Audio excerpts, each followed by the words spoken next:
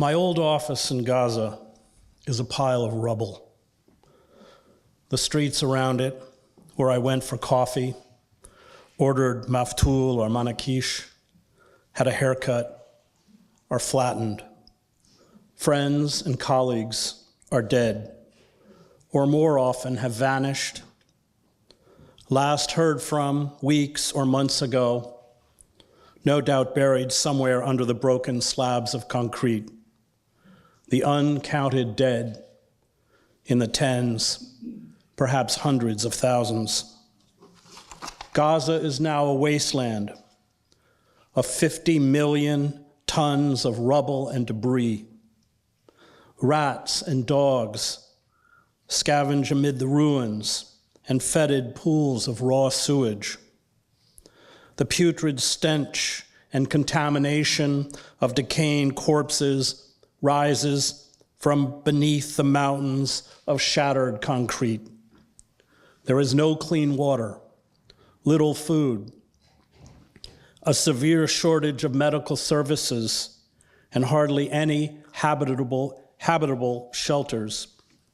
Palestinians risk death from unexploded ordnance left behind after over 15 months of airstrikes, artillery barrages, missile strikes, and blasts from tank shells, and a variety of toxic substances, including pools of sewage and asbestos.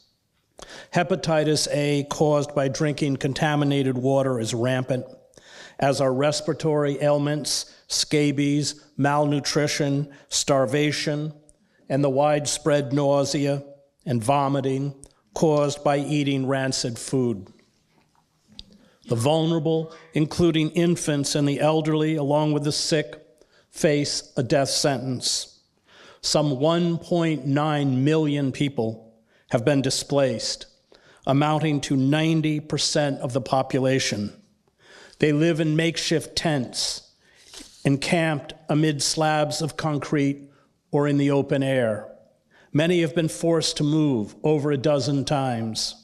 9 in 10 homes have been destroyed or damaged. Apartment blocks, schools, hospitals, bakeries, mosques, universities. Israel blew up Isra University in Gaza City in a controlled demolition. Cemeteries, shops, and offices have been obliterated. The unemployment rate is 80%, and the gross domestic product has been reduced by almost 85%, according to an October 2024 report issued by the International Labor Organization. Israel's banning of the United Nations Relief and Works Agency for Palestine refugees in the Near East, which estimates that clearing Gaza of the rubble left behind will take 15 years, and blockage of aid trucks into Gaza ensures that Palestinians in Gaza will not have access to basic humanitarian supplies, food, and services. The United Nations Development Program estimates that it will cost between $40 billion and $50 billion to rebuild Gaza, and will take, if the funds are made available, until 2040. It would be the largest post-war reconstruction effort since the end of World War II. Israel supplied with billions of dollars of weapons from the US, Germany, Italy, and the UK created this hell. It intends to maintain it.